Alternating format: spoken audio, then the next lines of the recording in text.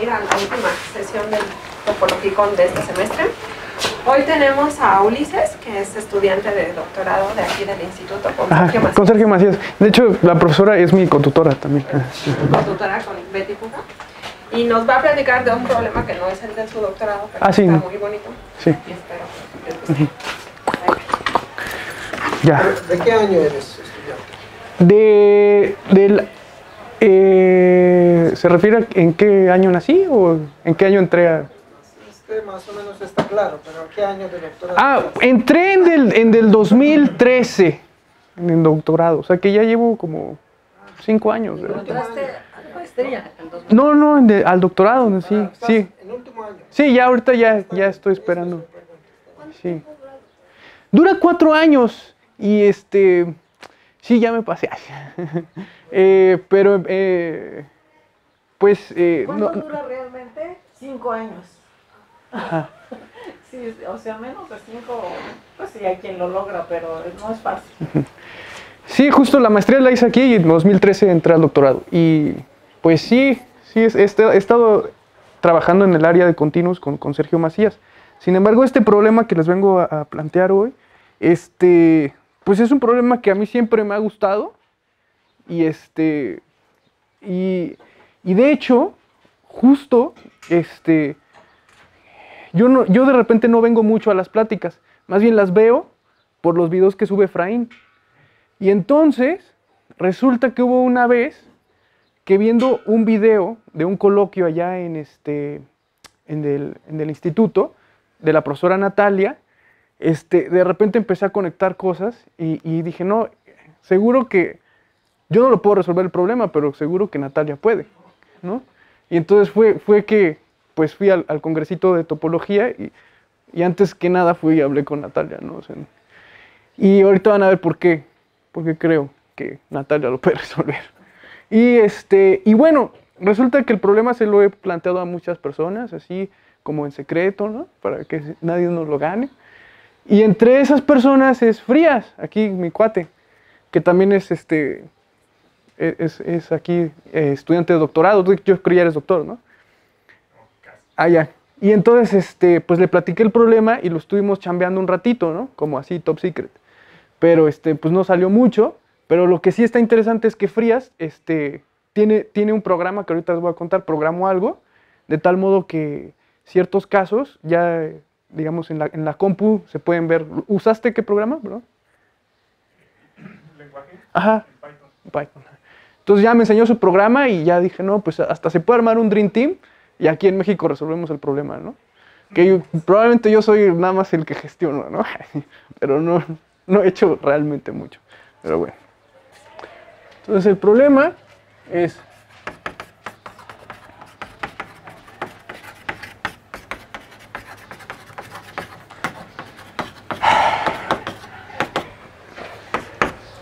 Bueno.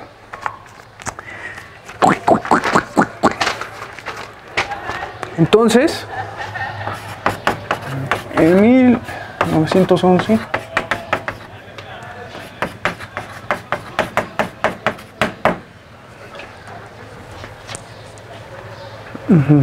conjetura.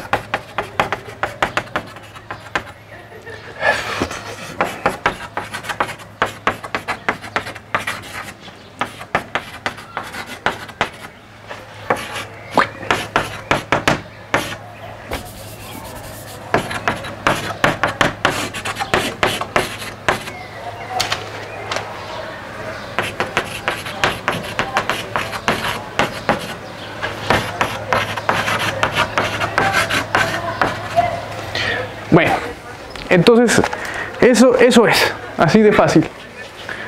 Básicamente, tengo un encaje de S1 en el plano.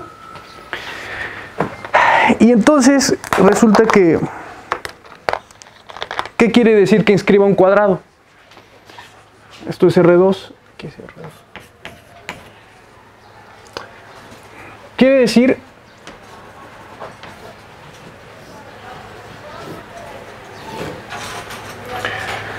que existen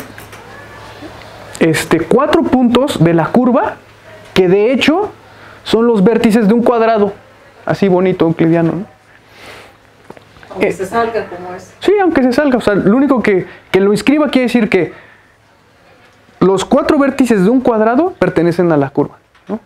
No necesariamente que estén del interior de la curva, no, nada de esto, ¿no? Y entonces, pues a primera vista pues parece muy fácil, ¿no? Hay casos que son súper lógicos, ¿no? Por ejemplo, si mi encaje es así, pues de hecho hay infinitos cuadrados, ¿no? Es cuestión de esto girarlo y entonces tengo infinitos, ¿no? Ahora hay... Pero si el encaje es convexo. Digamos, sí, hay ahorita sí, digamos, ya se demostró que si el encaje es convexo, sí. Pero el encaje no necesariamente es convexo, ¿no? Por ejemplo, esta nada más tiene uno. O sea, si esta es una elipse así, ¿no? Nada más tiene uno. Y bueno, hay curvas que tienen más, así, ¿no? Pero el punto es que, pues no se ha encontrado una curva que no inscriba cuadrados, ¿no? Todas, digamos que se les hace una prueba y escriben un cuadrado. Entonces, bueno, resulta que la primera aproximación a resolver el problema, y de hecho prácticamente a todas las personas que se lo he planteado y que son como buenos matemáticos, lo primero que me dicen, y sobre todo si son como analistas de esa área, es, oye, pues bueno, pues agarra tu curva y pues que esté fea, pero empieza a aproximarla por curvas bonitas. Curvas que sí esté seguro que inscriben cuadrados. Entonces, dices, bueno, ok. Entonces me agarro una curva que de algún otro modo yo sepa que inscribe cuadrados, ¿no?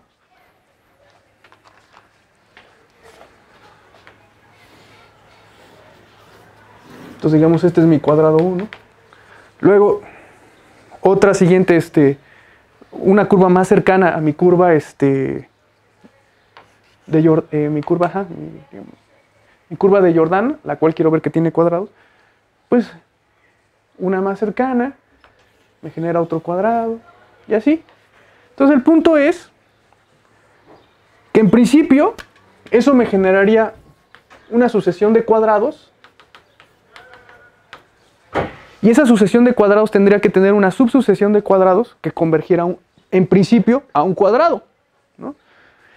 Pero el problema es que en general esos cuadrados pueden ser puntos.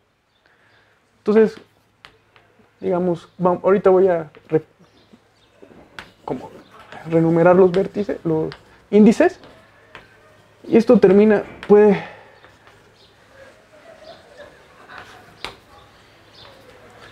terminar siendo un punto.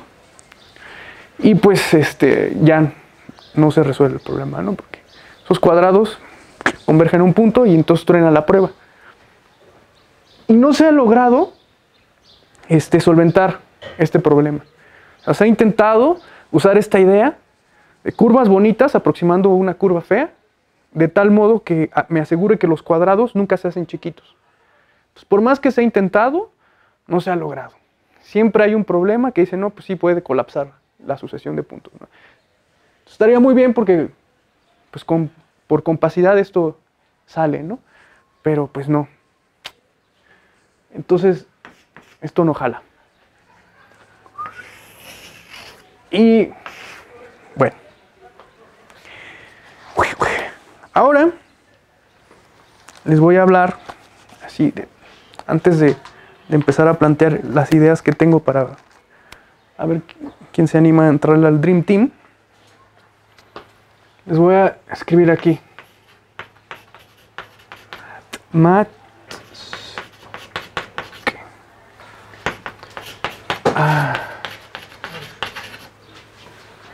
Survey de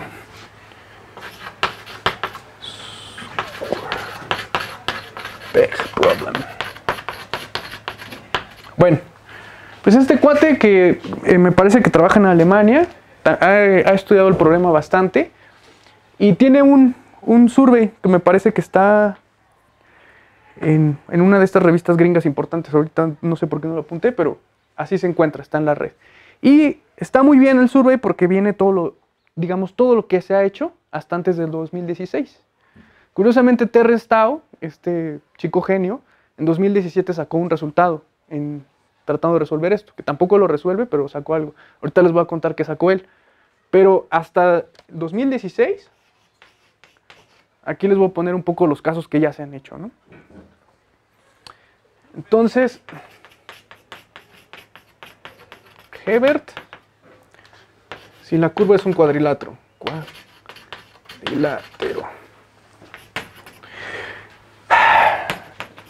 Sindler, curvas convexas. O sea, ya se sabe que curvas convexas se inscriben cuadrados. Nielsen y Wright.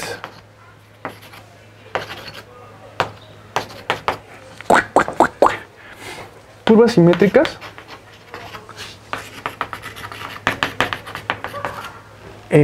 Con respecto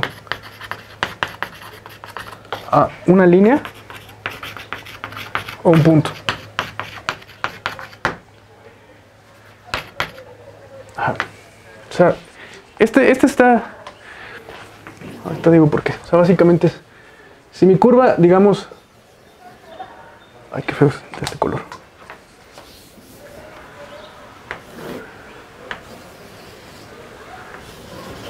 Ay, ya, la regué. Ups. Bueno, es que la quería hacer, digamos, fea, porque esto pues entra en otro caso, pero... A esto se refiere que sea simétrica con respecto a una línea y pues a un punto, pues... Que si este está, pues entonces... Si esto es D, ¿no? Eso es lo lógico, ¿no? Ya también se sabe. Y curiosamente, bueno, ahorita les sigo contando, ¿no? Stromsky. Aquí está. Curvas localmente monótonas. ¿Qué quiere decir? Que si yo me paro en un punto de la curva, existe una vecindad alrededor de todo punto, tal que la curva es la gráfica de una función monótona, ¿no? Aquí estas pruebas están más complicadas. Por ejemplo, esta se entiende fácil, pero esta ya empieza a ser como, ya empiezan a usar más herramienta de cosas que yo no sé, ¿no? Pero bordismo y ya herramientas más complejas, ¿no? Back, curvas lineal a trozos.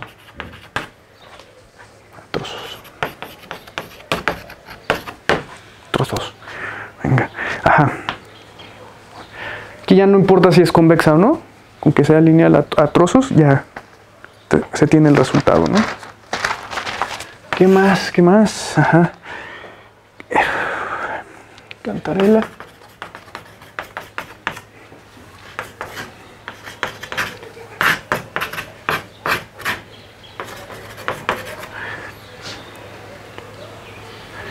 Curvas con curvatura total. Aquí Efraín nos dirá qué es eso, que yo no sé. Acotada. Sin puntos singulares. Picos. Y para curvas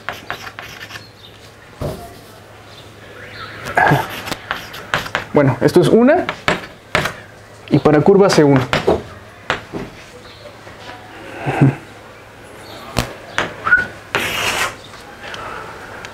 Aquí es como una condición de suavidad, o sea, que la curva sea relativamente bonita, ¿no? McKeefe,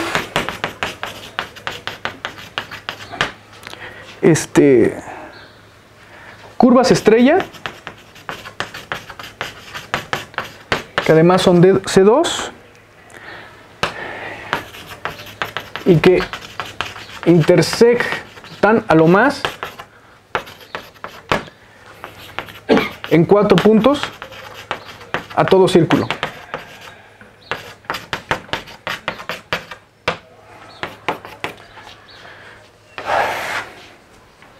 Ya se empieza a poner como más técnico el asunto, ¿no? Y ya. Ya ni voy a decirle qué condiciones son. Casos muy técnicos.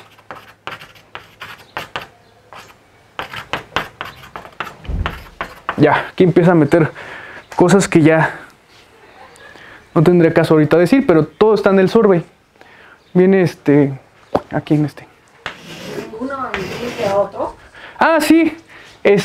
Bueno, estos que escribí me parece que no. Estos que escribí se intersectan claramente. O sea, hay curvas que, por ejemplo, el círculo pues pertenece a todas estas, ¿no?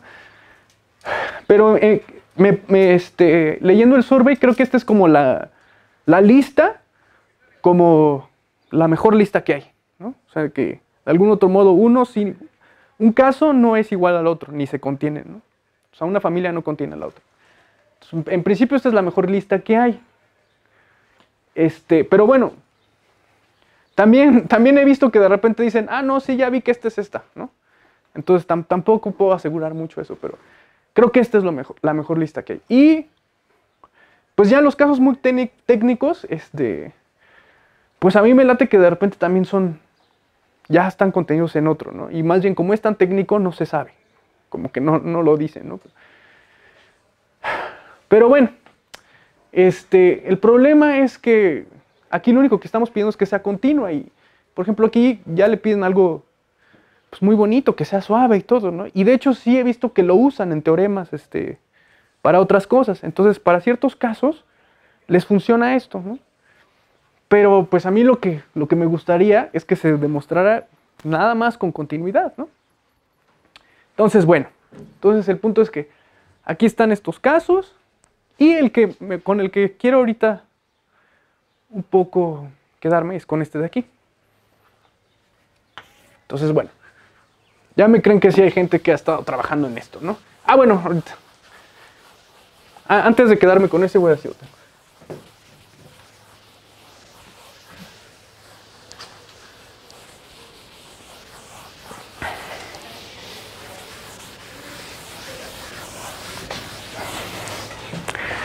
Entonces, bueno. Entonces voy a decir un caso más que no está en el survey, que es de Terence Tao 2017. Y su artículo está publicado en una de esas revistas que tiene libre acceso, pero también está en el Archive, no sé cómo se diga. Y se llama Integration Approach to the Euclid's Square Peg Problem, ¿no? Para ya no escribir tanto. Entonces, él, un poco en su artículo dice, no, pues ya se ha hecho todo esto y es más, cita al survey, y entonces, pues él plantea otra idea que de hecho yo voy a retomar después a ver qué les parece, ¿no? Entonces, primero voy a grandes rasgos. Tengo una función que va del intervalo a R. Entonces dice que esta es C Lipschitz.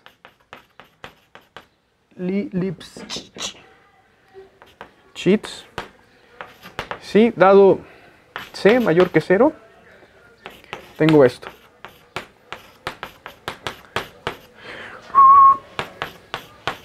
S menos T. Ajá. Bueno. Entonces el teorema Tao básicamente dice esto.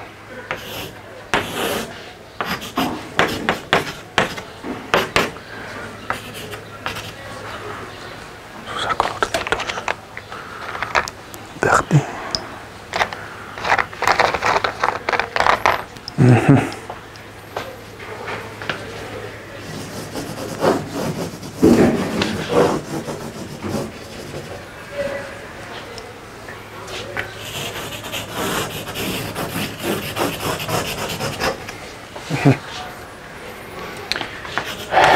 Entonces esta,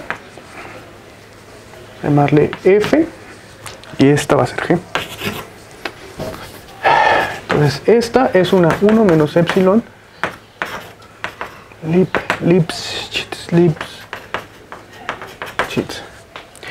Y esta es un... bueno, sino mayor que sea.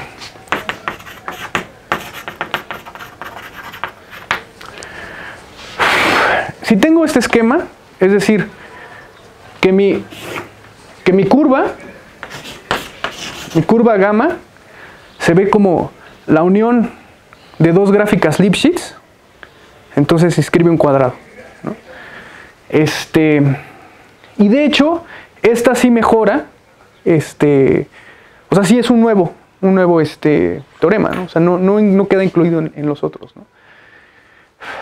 Y, bueno, la idea de lo que hace él es, ¿por qué le pide que sea Lipschitz? Porque lo que hace es, se agarra unas L's, así, ¿no? Empieza así chiquito. Entonces, usa el teorema de punto fijo de Banach, lo usa, digamos, usa el Lipschitz para poder usar el teorema de punto de fijo de Banach para poder decir que existe un conjunto de L's que se mueven bonito, aquí. Es decir, que empiezo con una L chiquita, cuyos vértices de esta L tiene 1 en la gráfica azul y 2 en la gráfica blanca. Entonces empieza esa L y se empieza a mover la L. Así. Siempre con los vértices de la L en ese esquema, hasta que llega y colapsa este punto. Entonces empieza en un punto, la L se mueve. Para eso es que pide que sea Lipschitz, y usa un argumento justo de topología de los espacios lineales para asegurar la existencia de estas L's, ¿no? Y lo bonito de esto es que estas L's me generan un cuarto punto, ¿no? Que es el otro vértice del cuadrado. Entonces, en principio ese otro vértice no está en la curva, ¿no? Pero empieza a generar una nueva curva, el otro vértice.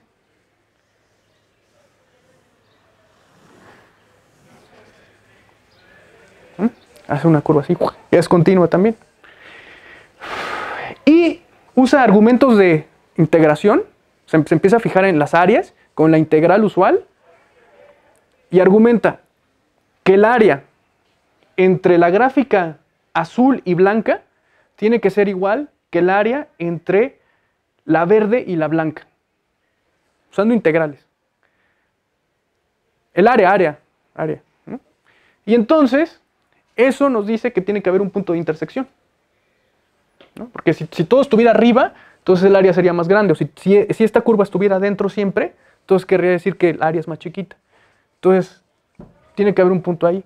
¿Qué quiere decir este punto? Que hay una L, tal que su cuarto punto también está ahí. Entonces ya tengo mi cuadrado. Eso es lo que es. Ay, otra vez dime cómo lo definiste la curva verde, porque se me fue. Tengo una curva así, arriba y una curva abajo así. Resulta que tengo L's. Este vértice, este vértice. Entonces resulta que esta L me define un cuarto punto. Ese cuarto punto es el vértice de este cuadrado.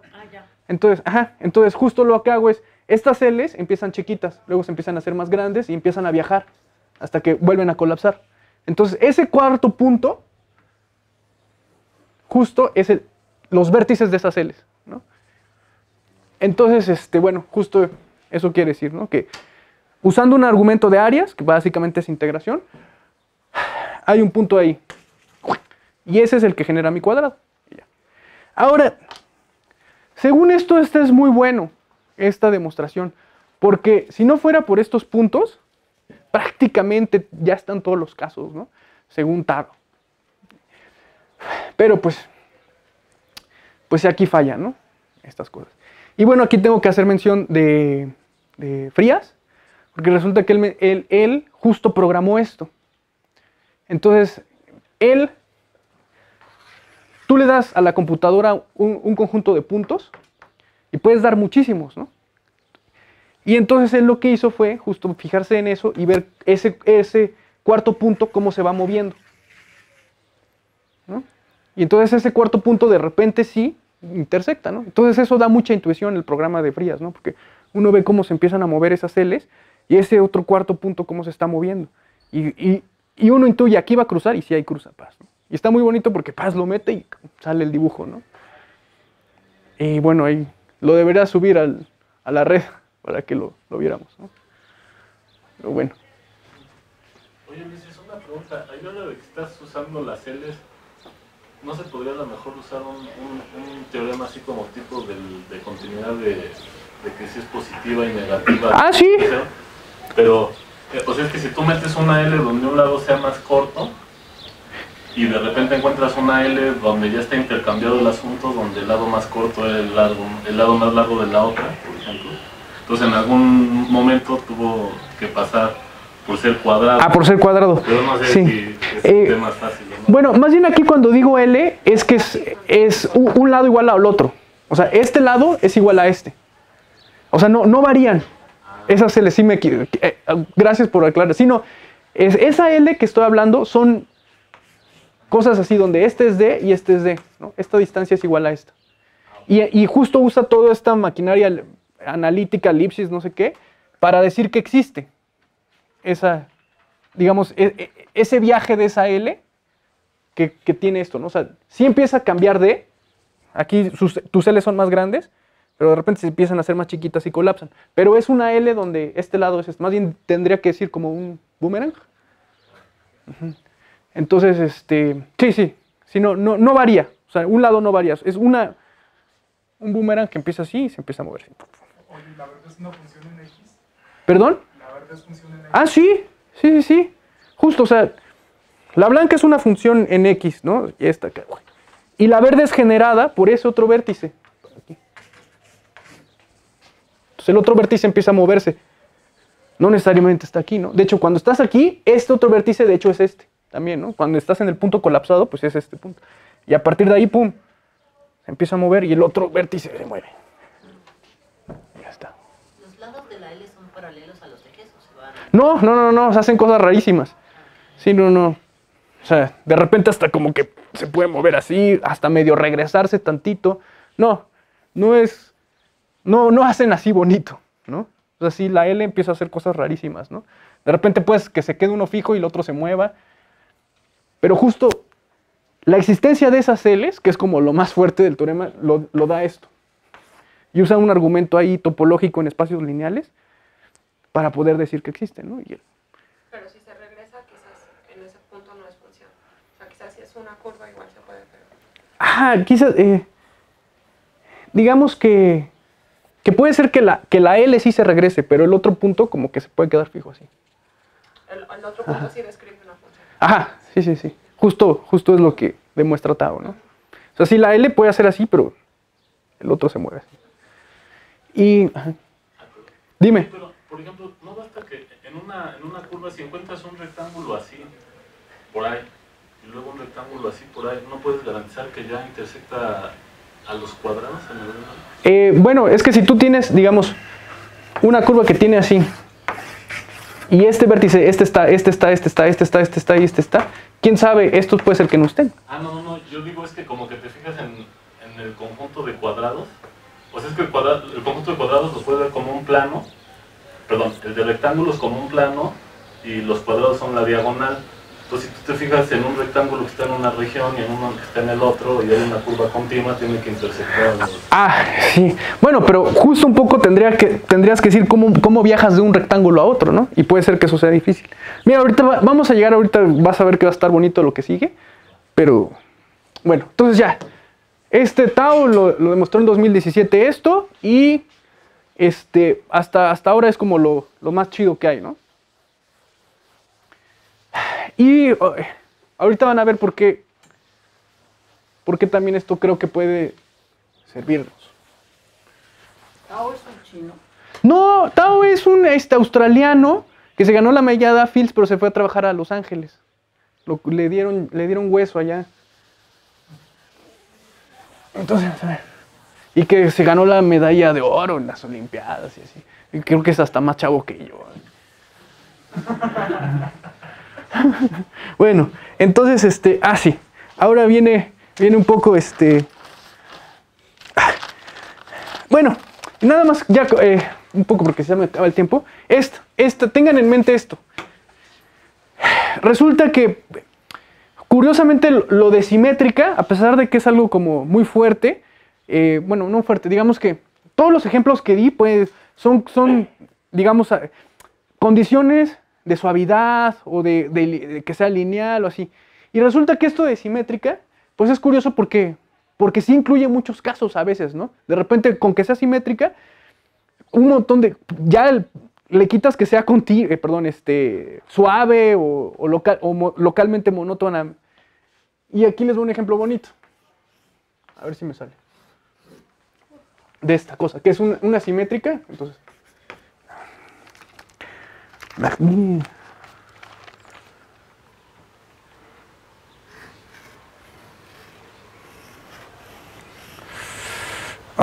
no me va a salir esto, pero bueno.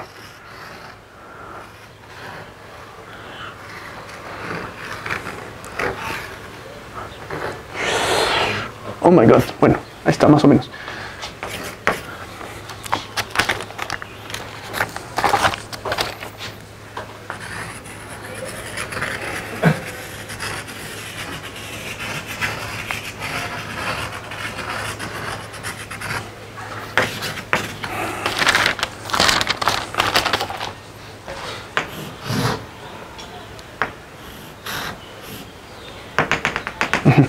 Entonces esta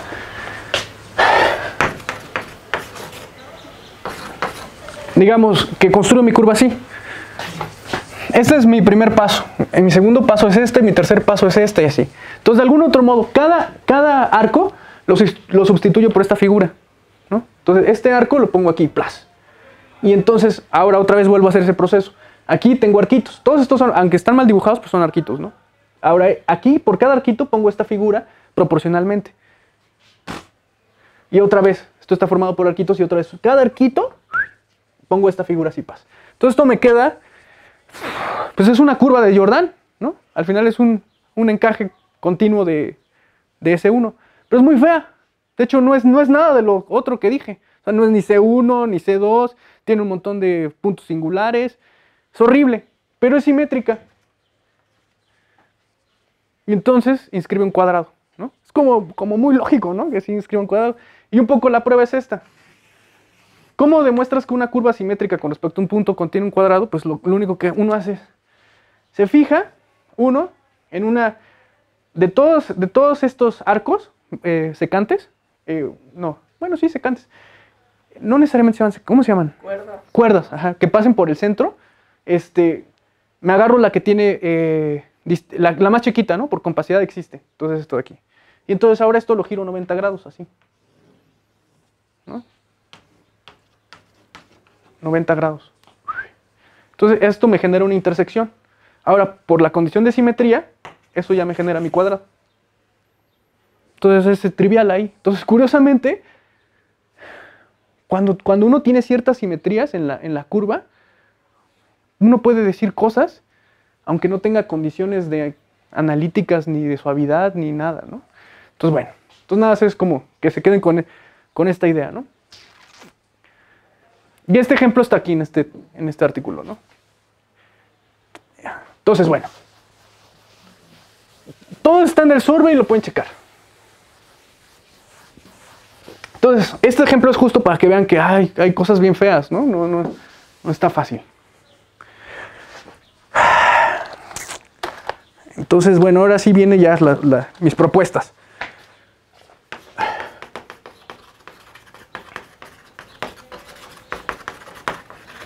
Entonces, rápido, voy a decir qué son los hiperespacios en un continuo, ¿no? Entonces, tienes X un continuo métrico, es decir, un espacio conexo, compacto y métrico, ¿no? Entonces, esta cosa de aquí, van a ser los A's que están al que hay cerrado.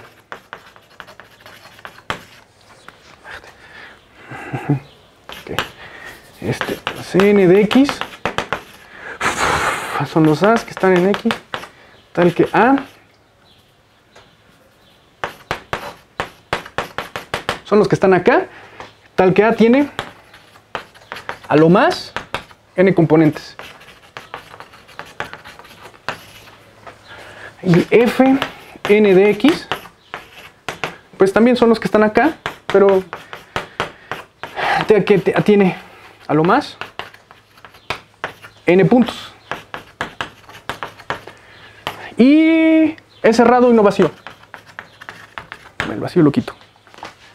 Entonces, básicamente tengo mi espacio X. Y aquí me empiezo a fijar en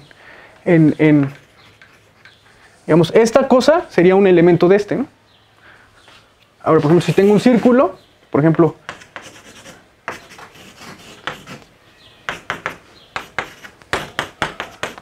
esta cosa pertenece a C2, ¿no?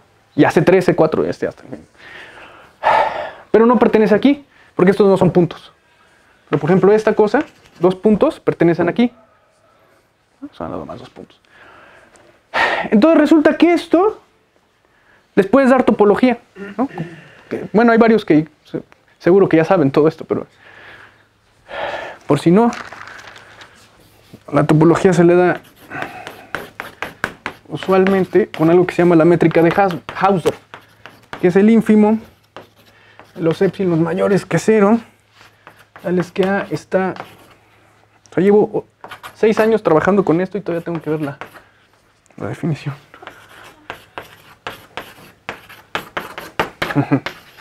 Ahí está. Entonces tengo dos elementos, por ejemplo, de aquí, ¿no?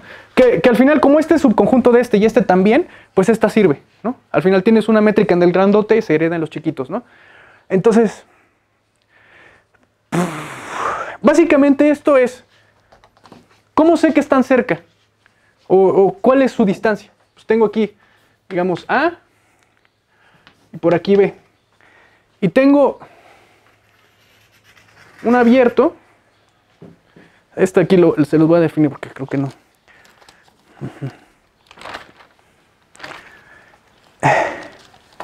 Bueno, ya no tengo tiempo de hacer eso, pero bueno, ajá.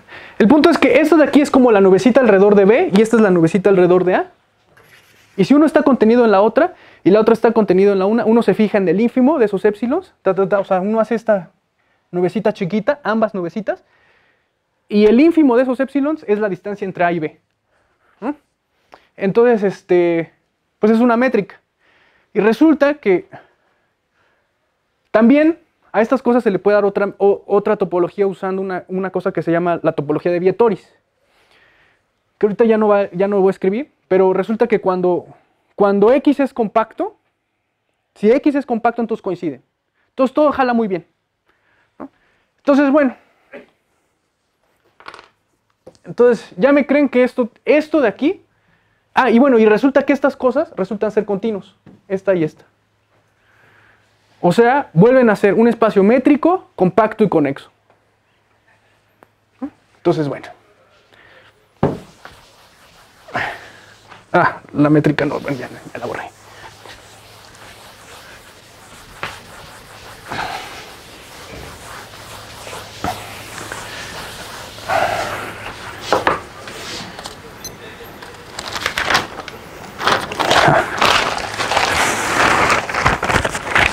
Entonces, bueno.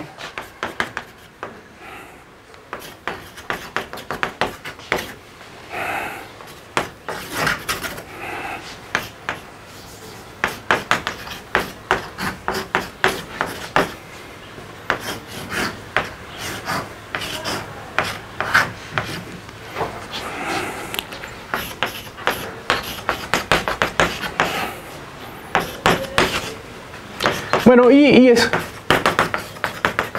Bueno, no tendrá que estar.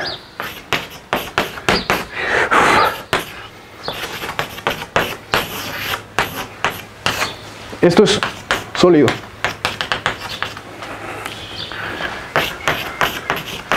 Ah, me jalé.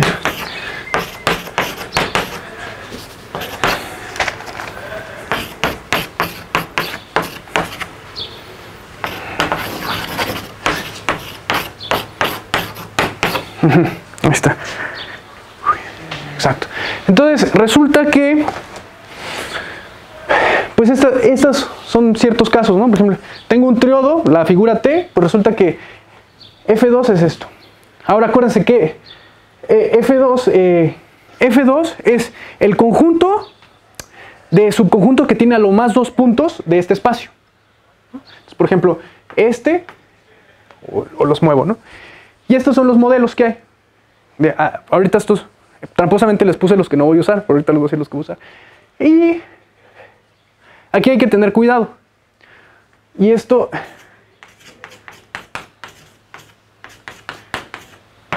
no son iguales. Resulta que hay mucha gente también aquí en México trabajando con algo. A esto nosotros le llamamos el segundo producto simétrico, ¿no?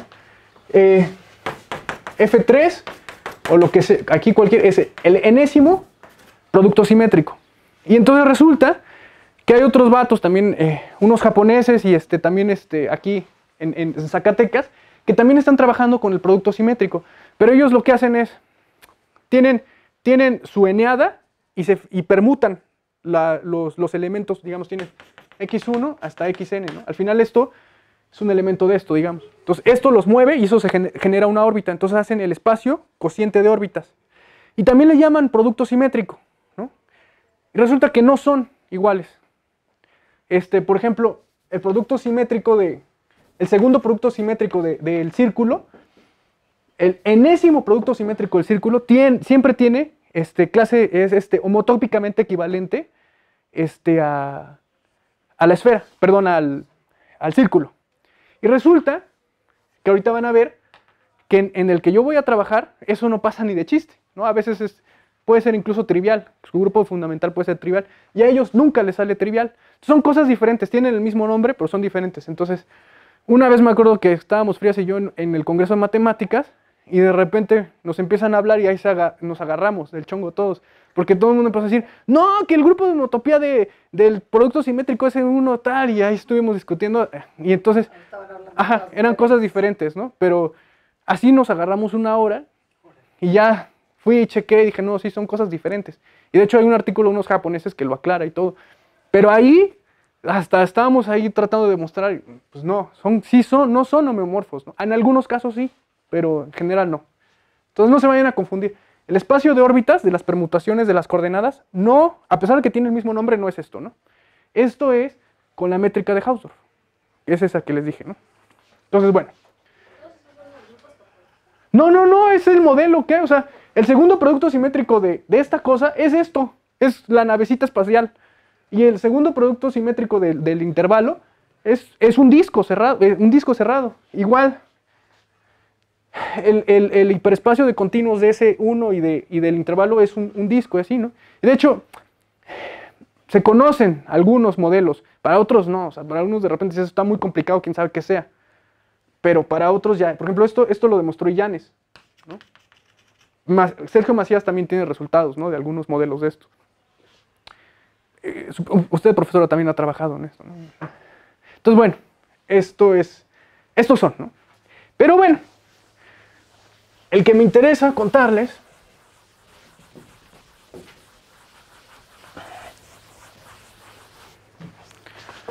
es, pues como estamos trabajando en S1, este es el que me importa, ¿no?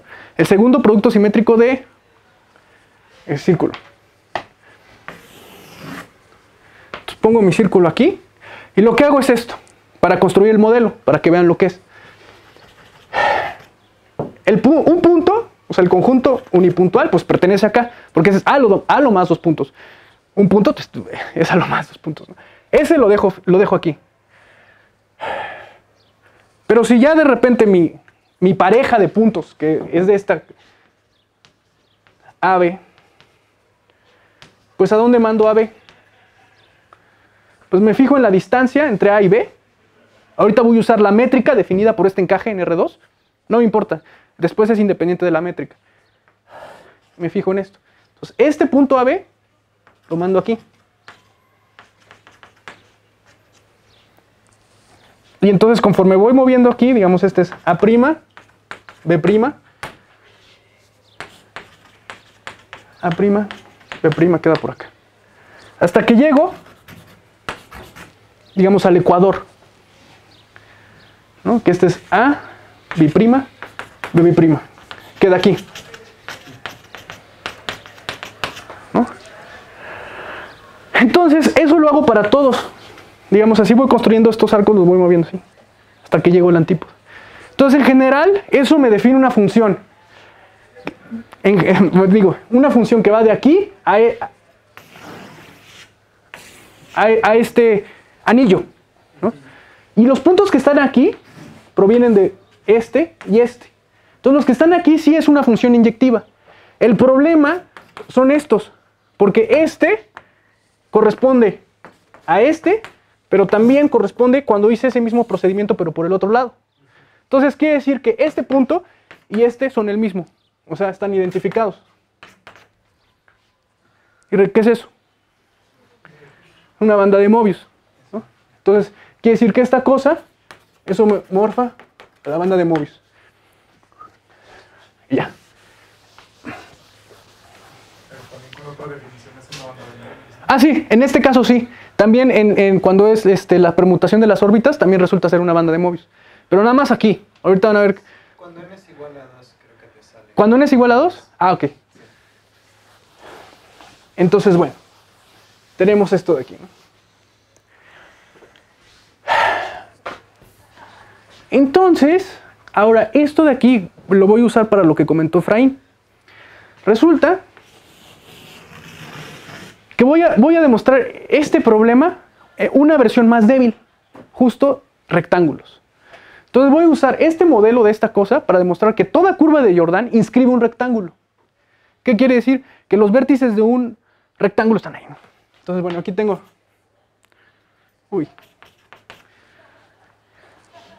Tengo mi curva de Jordan, pero la voy a pensar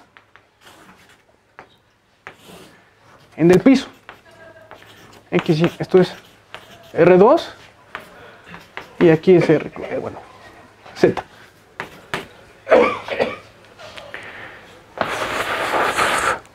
Entonces lo que hago es esto.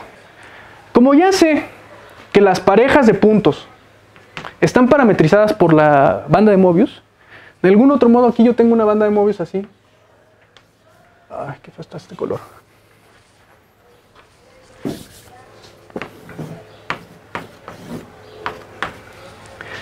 Entonces cada punto de mi banda de Mobius me escupe 2 puntos aquí abajo. Excepto la frontera como variedad de esta banda de Mobius. La banda de Mobius tiene su frontera como variedad.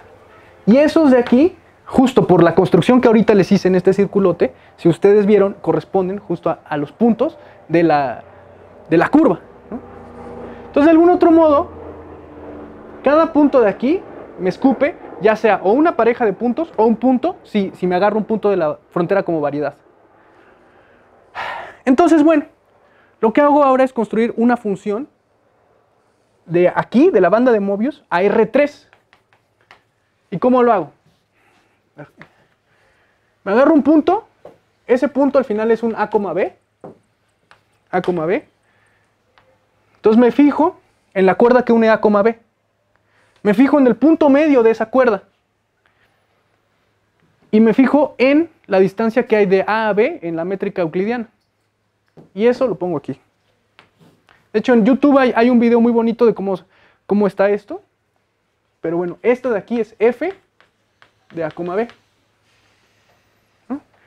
Entonces, conforme yo me muevo aquí en la banda de Mobius, esto me empieza a generar puntos aquí. F de X2. ¿No?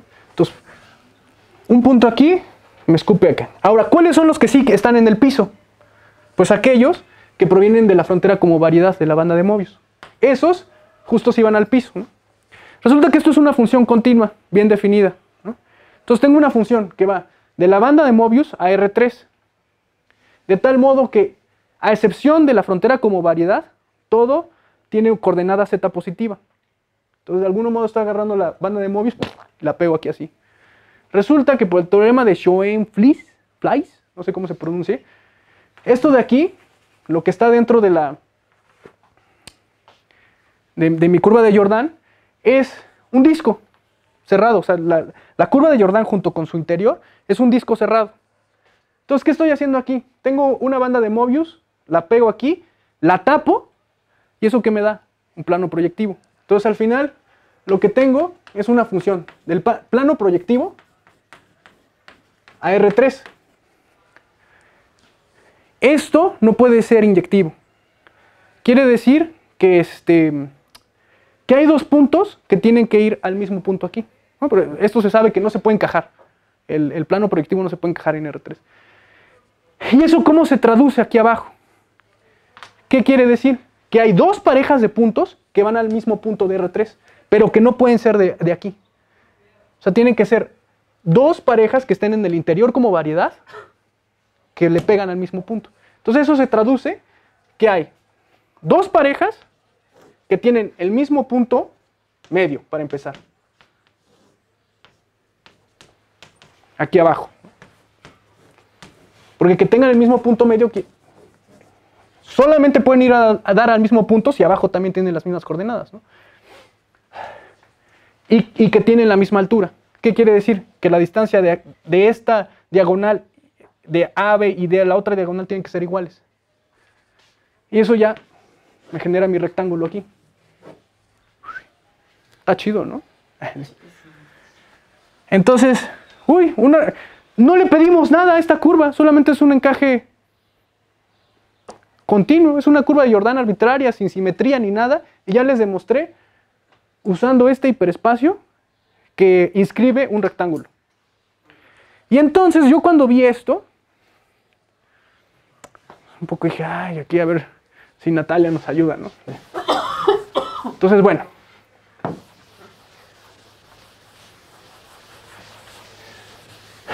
Ahora, pues Frías no le ve mucha esperanza a mi idea, pero yo sí pienso que sí. Resulta que Bott, ya se me acabó el tiempo. Primero, supuestamente fue Ulam, ¿no? Pero bueno.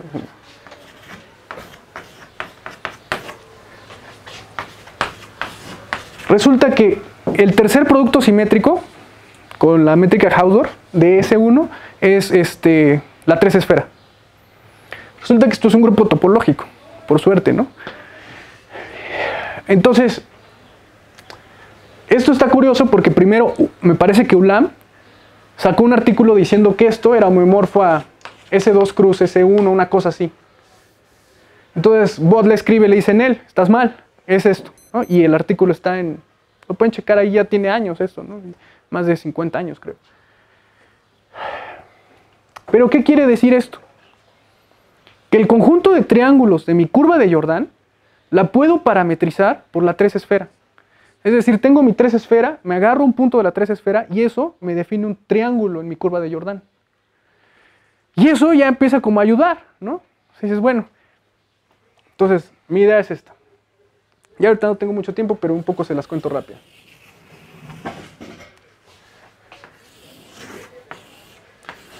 Yo ya sé que esta no es la 3 esfera, pero pues ahorita para tener una idea, ¿no? Resulta que hay un señor que se llama Michels, que tiene un teorema muy famoso de selecciones, que dice esto. Michels, sin S. Ajá. Bueno. Sin S.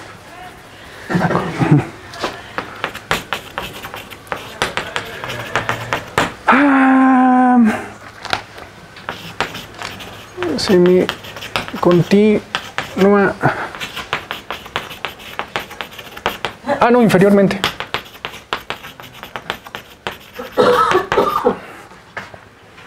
De un compacto. Bueno, ahorita voy a usar una versión más leve porque aquí este es compacto, ¿no? De un compacto a los subconjuntos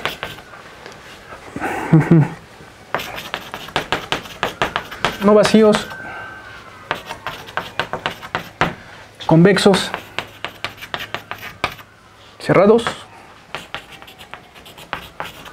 de un Banach admite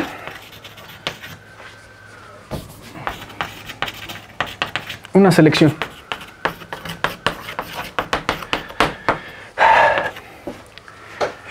Entonces esto nos ayuda a usar un poco la técnica que usamos para los rectángulos, ¿no? Entonces tengo mi curva, ¿no? Me agarro un punto de la 3 esfera, eso me escupe una tríada de puntos. Pero de algún otro modo esa tríada de puntos me define un convexo. Y si fuera de los que son así, también es un convexo. Y si es un puntito, también es un convexo. Este es un compacto, R2, pues es un Banach, todo sale bonito. Me agarro el casco convexo, si quieren, de la curva, pero el punto es que sí sale. Entonces, quiere decir que de algún otro modo, cada punto me escupe un convexo, que es este triángulo, y a su vez, usando el teorema este de Michael, tengo un punto aquí, que es mi selección. Y otro punto acá. O sea, que de algún otro modo, cada punto aquí me define un conjunto de puntos aquí, que es una función continua. Un poco lo mismo que hicimos para el caso donde teníamos esto. Nada más que aquí la selección era muy concreta. Es el punto medio y al final es una selección, ¿no? Pero es muy concreta y nos da muchas condiciones geométricas. Aquí, este teorema así, en seco, digamos, lo único que nos dice es que hay un punto adentro de este triángulo, tal que yo me muevo aquí y ese punto se mueve de manera continua aquí adentro, ¿no? Y siempre está dentro de mis triángulos. Entonces, bueno, un poco lo que yo he estado trabajando es, esto fue una idea de Natalia, ¿no? Básicamente, agarrar y tratar de agarrar un teorema de selección de tal modo que me mejore mis condiciones geométricas aquí, porque aquí está como muy en bruto. Nada, me dice, está ahí adentro tu punto, ¿no? Pero lo que quiero es decir, bueno, empiezo a mover aquí cosas, hay un montón de teoremas de selección, y muchos sí tienen cierta parte geométrica aquí. De hecho, la profesora Natalia tiene varios artículos donde, digamos, conmuta con una función lineal aquí abajo, ¿no? Aquí no me sirve mucho eso porque, pues, aquí, por más que me mueva linealmente, aquí puedo hacer hasta que me salga de la curva. Entonces no me funciona. Pero sí, quizás, moverme aquí, usar cierta función de tal modo que pueda usar la estructura, esta estructura, ¿no? Bueno, y a mí, yo en un principio estaba fijándome en el baricentro. No funciona porque no es continuo, ¿no? El baricentro usual. Luego me fijaba, bueno, entonces lo trato de arreglar. Trato de mejorar el punto usando tal. No me salió hasta que dije, bueno, ya, teoremas de selección, que me escupe el punto, no me dice cuál es, pero de algún otro modo sé que está ahí. Y entonces puedo ir metiéndole condiciones acá para que ya me dé condiciones geométricas aquí. Y bueno, ¿eso para qué? Pues justo para decir, bueno, me agarro el punto seleccionado y otra vez me agarro una altura. O incluso no solo una altura, sino una altura y otra altura en otro parámetro, ¿no? Para que encaje la 3 esfera en R4, por ejemplo. Y hacerlo de manera bonita, y es lo que he estado tratando de hacer, de tal modo que pueda usar el teorema de Borsuk-Ulam para decir que hay dos puntos que caen al mismo, ¿no? Entonces todavía no lo logro, no sé si se pueda, pero en eso estoy, es mi hobby. Entonces, y bueno, por otro lado también usar la estructura de grupo topológico de S3 para decir cosas acá, ¿no? Por ejemplo, otra cosa que estaba tratando de hacer es decir, bueno, fijo un punto, ¿no? Me fijo en las órbitas o en ciertos subgrupos, ¿no? Y pues qué tal que mi altura la defino como la integral de Haar, ¿no? Entonces me agarro un punto y muevo con respecto a un subgrupo aquí, ¿no? Que puede ser un círculo, ¿no? Y entonces integro. Entonces, ¿qué querría decir? Pues no sé, por ejemplo, que tengo dos triángulos de tal modo que la integral de Haar con respecto a un subgrupo aquí coincide, ¿no? Y eso geométricamente, ¿cómo se traduce? Eso también es lo que he estado viendo. Y pues sí han salido cosas. No que hay un cuadrado, pero en esta dirección. Y pues yo creo que esto de la selección, pues apenas fue, ¿no? Me acuerdo que lo intentamos Frías y yo, pero decía Frías, no, no hay ningún punto así. Y ya de repente, no, pues ¿cómo hay un teorema? Ya, pues ya se acabó, ya traía más, pero pues ya, gracias.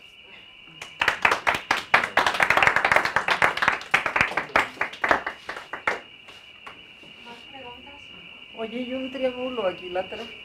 Ah, hay un teorema, está en el survey, que dice que si yo doy un triángulo el que uno quiera, resulta que, digamos, este triángulo, resulta que el conjunto de vértices que son vértices de un triángulo semejante a este es denso aquí. Y eso también lo he estado usando. Y eso sí está. Ah, sí, eso sí se sabe, sí. Y de hecho es relativamente fácil. O sea, me agarro cualquier triángulo que yo quiera y entonces sé que para cada abierto de mi curva hay un punto que es vértice de un triángulo el que yo quiera, ¿no?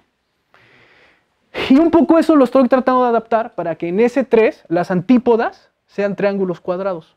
O sea, decir, bueno, a ver, ciertas antípodas que sean triángulos cuadrados para que en esta función que quiero definir,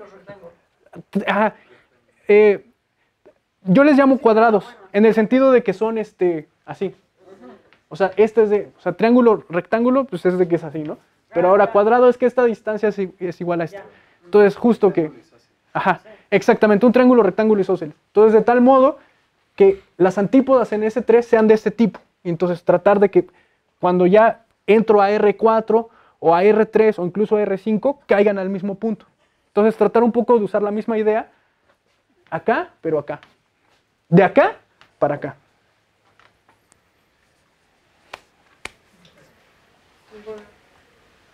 Oye, Ulises, entonces aquí, como entendí, tus convexos son o triángulos o segmento o punto, ¿no? Aquí. Sí. Pues, entonces, tú puedes tomar el centro, el círculo suscrito. Es una selección concreta, tú querías concreta, ¿no? Sí. El círculo suscrito de estos triángulos. Triángulos, o sea, el otro o el punto, sí, Perfecto. de tus convexos. Ok. Una selección puede no caer en... ¿No? ¿Tiene que No, caer cuando dentro? el triángulo... Bueno, Sí no cae tiene por dentro. qué, pero propiamente una selección. No, cuando es obtuso Pero es a ver, tú quieres que, como selección, pues pertenece a cada uno, ¿no? Sí. Sí, pero si es un triángulo así, el círculo es así y el centro puede estar por fuera. ¿Ah, sí? Por fuera no siempre está en el centro. Si tienes un convexo, el centro está en el casco convexo, pero que son convexos. No, pero del circuncírculo dices, ¿no? Sí. Puede ser El circuncentro. El circuncentro no necesariamente se puede cae en el salir. triángulo, Sí. claro. Circuncentro se puede salir. Que de hecho no me importa mucho, ¿eh? Sí, por centro. No me importa mucho que caiga o no, con que sea continuo el asunto. Si no te importa, entonces trata con eso. El circuncentro. El baricentro y El problema es que el baricentro no es continuo. Sí, yo sé, no es continuo, eso es continuo, por eso. Sí, ok. Circuncentro. Gracias. Y otro, entonces, si entendí bien, esta conjetura es un teorema cuando la palabra cuadrado cambias con rectángulo. Sí, aquí ya lo demostré. Ok, pues sí, está bien, entonces. Y la otra, yo sospecho que el teorema de Tao puedes generalizar porque, bueno, no estoy seguro, pero en otras cuestiones, el Lipschitz se generaliza en una noción que se llama Hölder.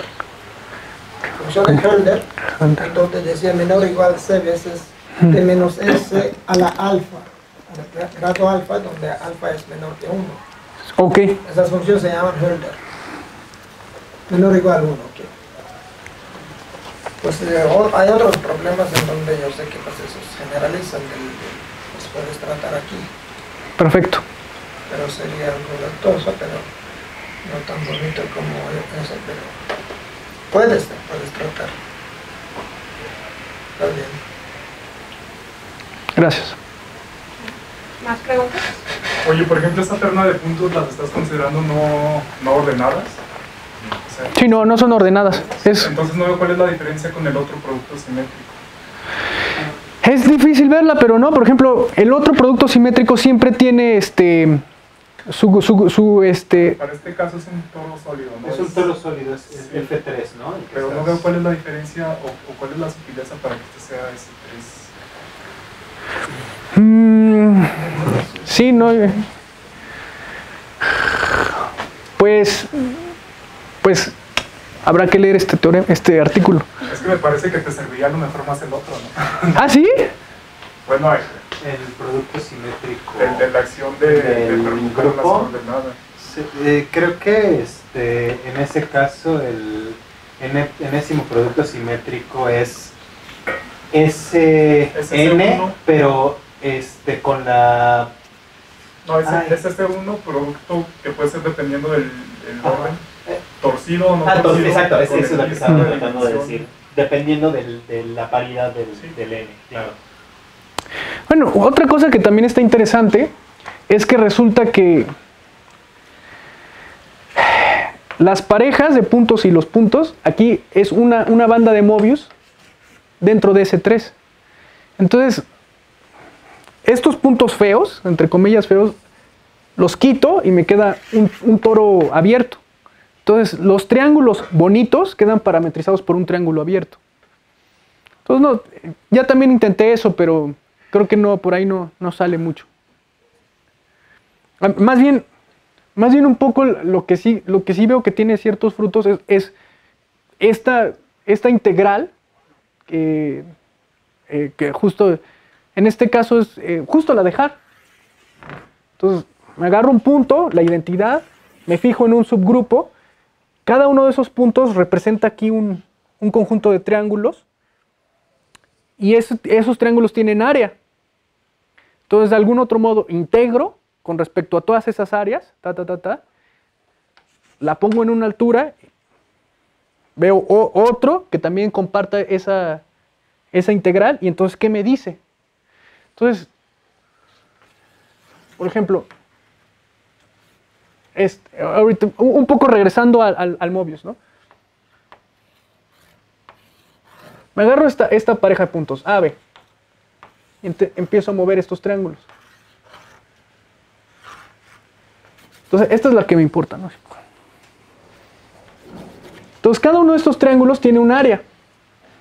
Y resulta como ese uno es un grupo topológico, los puedo integrar. Entonces,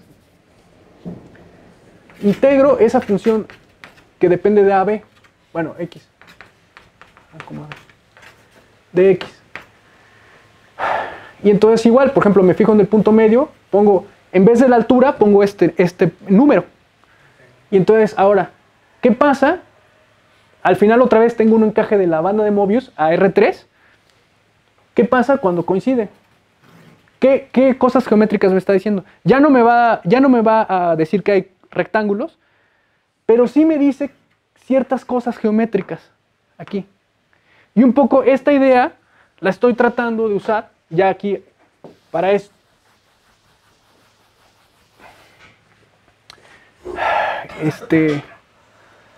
¿Cómo es esto? Tengo aquí mi... Si ustedes se fijan... ¡Ah! ¡Qué bueno que me acordé! Me fijo en una elipse. Entonces,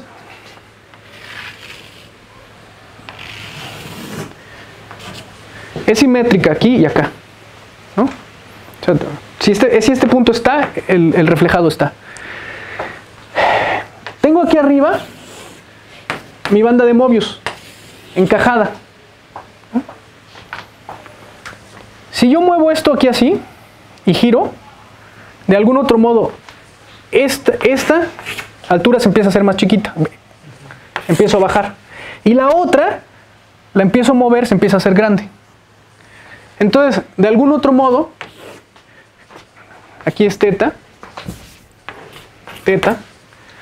tengo una función que empieza, es la altura de esta y la empiezo a rotar, empieza a hacerse chiquita. Hasta que llego a la altura hasta esta distancia, que representa una altura más chiquita. Y la otra empieza en una altura chiquita y empieza a crecer.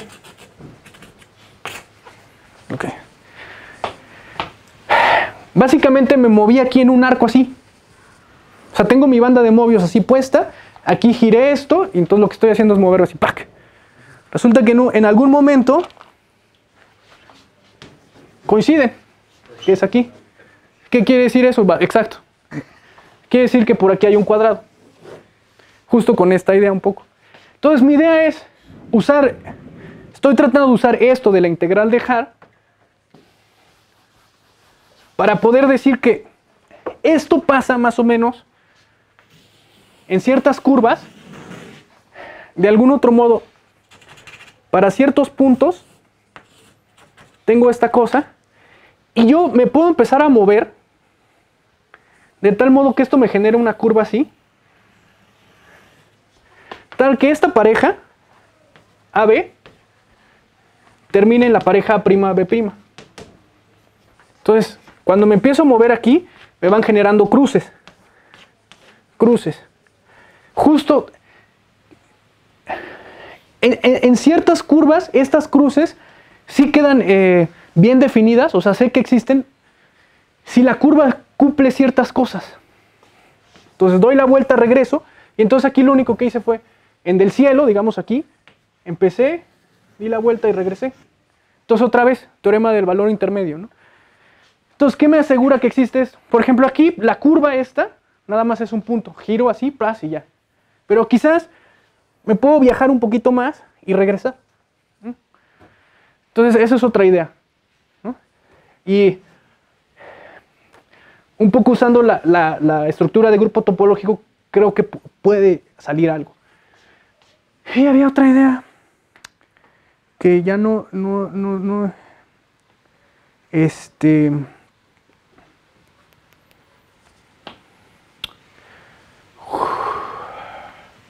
bueno, sí, bueno, ya nada más un poco para generalizar. Ahorita a ver si me acuerdo de esa otra idea. Es ya más generalmente, Enrique Castañeda demostró que todo continuo localmente conexo que tenga esta figura o esta no se encaja en R3. O sea, su segundo producto simétrico no se encaja en R3. Entonces ya ahora sí, hablando de un continuo arbitrario, ¿qué continuos localmente conexos inscriben rectángulos? Pues los que son más chiquitos que estos. Todavía me falta ver este caso. Pero me parece que no inscribe necesariamente rectángulos. Pero si mi continuo contiene esta figura o esta, siempre hay un rectángulo ahí, justo por la misma idea de la banda de Mobius. Entonces, por más que yo escriba un H feo, siempre esa H tiene un rectángulo. O por más que yo trate de agarrar un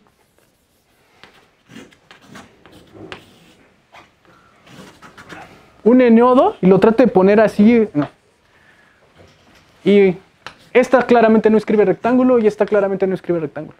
Y bueno, ahora la pregunta, el pseudoarco, que en algunos aspectos se parece al círculo y en otros aspectos se parece al arco, ¿inscribe rectángulos? Eso también lo estoy viendo y justo también es fijarse en su segundo producto simétrico. Pero bueno, ahora sí creo que ya me pasé. Muchas gracias. Bueno, un comentario nada más.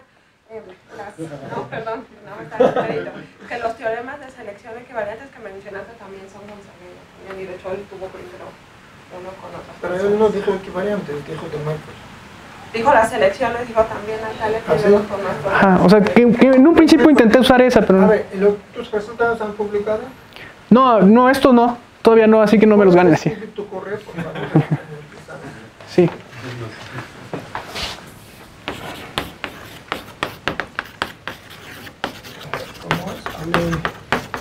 Y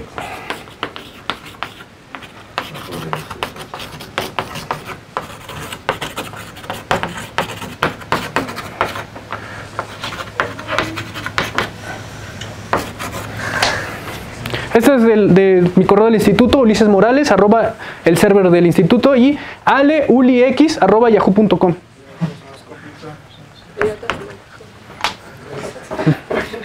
Pues agradezco. agradecemos.